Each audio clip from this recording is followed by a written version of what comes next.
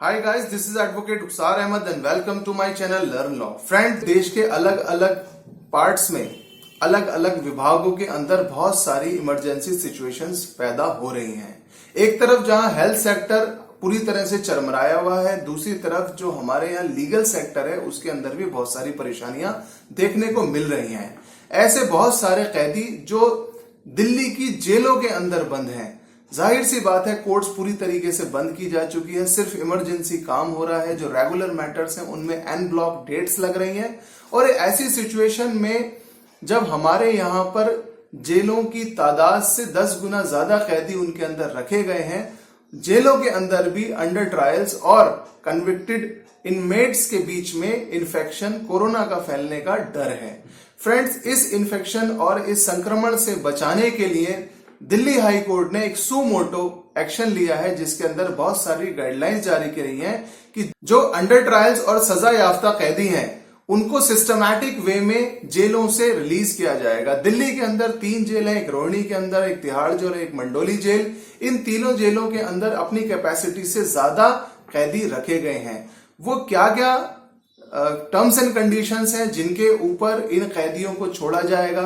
सबसे पहले मैं उन कैदियों की लिस्ट बताता हूं जिनको आप अपने वकील की मदद से इंटरिम बेल दिलवा सकते हैं या उन्हें पैरोल दिलवा सकते हैं। यहां पर यह बताना बहुत ज्यादा इंपॉर्टेंट है कि जो इंटरिम बेल या पैरोल दी जाएगी वो लगभग 90 दिनों तक की दी जा सकती है। और इस कैटेगरी के अंदर सबसे पहले सिविल इम्प्रिजनमेंट जो लोग फेस कर रहे हैं जेलों के अंदर उन्हें छोड़ा जाएगा। जो सीनियर सिटीजन्स हैं या जिनकी उम्र 60 साल से ऊपर है और 3 महीने की वो सजा काट चुके हैं या 3 महीने से वो जेल के अंदर हैं और उनकी मैक्सिमम सेंटेंस या मैक्सिमम जो सजा उनके अपराध में हो सकती है वो 10 साल तक की है, उन्हें भी छोड़ा जाएगा।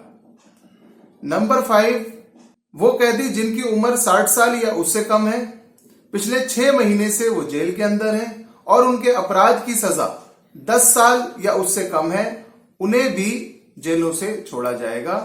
इसके अलावा नंबर 6, ऐसे कैदी जो HIV, cancer, chronic kidney dysfunction, hepatitis B, C, asthma, TB के पेशेंट हैं और उनके ऊपर एक से ज्यादा केसेस नहीं है, उन्हें भी जेलों से छोड़ा जाएगा।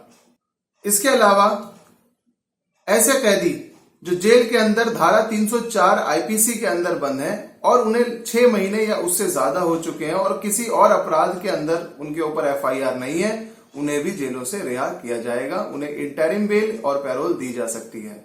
ऐसे अपराधी जो धारा 307 IPC यानी अटेम्प्ट टू मर्डर के अंदर जेल के अंदर बंद हैं और 6 महीने या उससे ज्यादा उन्हें जेल के अंदर हो चुके हैं और उन्होंने एक से ज्यादा कोई केस नहीं किया है, उन्हें भी इंटरिम बेल और पैरोल दी जाएगी।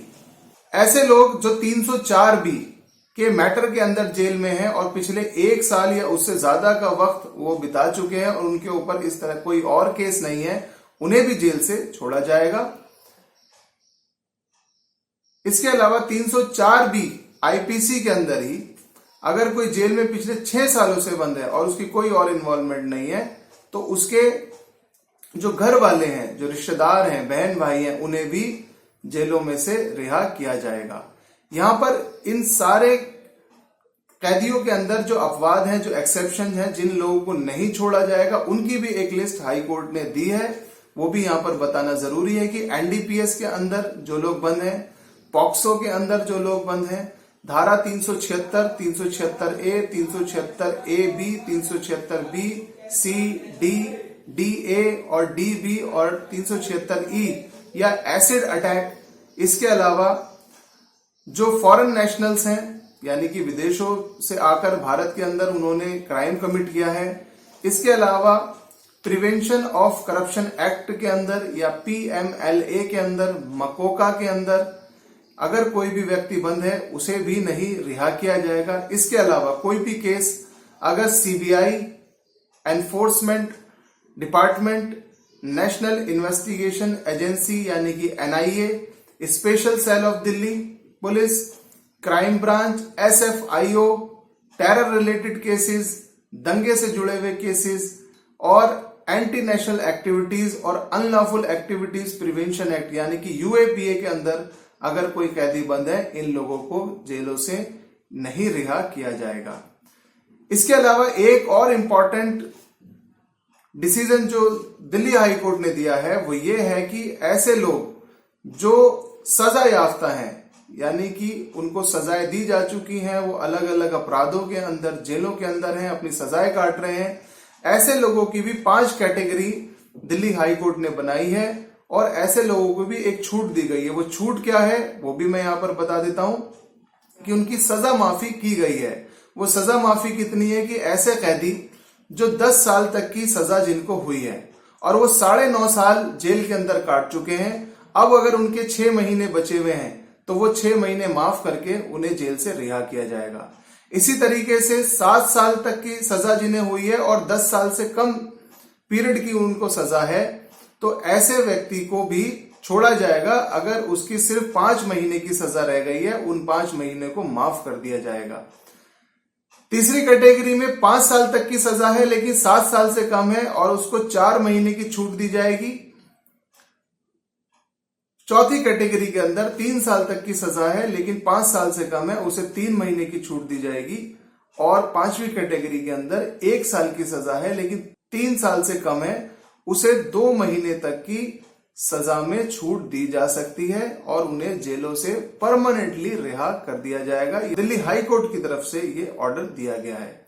फ्रेंड, इन ऑर्डर्स को लागू करने के लिए आपको कैसे कोर्ट में अप्रोच करना है वो भी मैं आपको बता देता हूं कि इस वक्त जेलों के अंदर आप वकालतनामा साइन करवाने के लिए नहीं जा सकते, किसी की भी एंट्री जेल के अंदर नहीं है। एक पैरोकार को अपने वकील को एक एफिडेविट बनाकर देना होगा या एक वकालतनामा अपना देना होगा ताकि उसके रिश्तेदार या जो भी उसका सगा संबंधी जेल के अंदर है उसको वकील साहब को आपको ऑथराइज करना होगा ताकि वो उसकी इंटरिम बेल और पैरोल लगा सकें।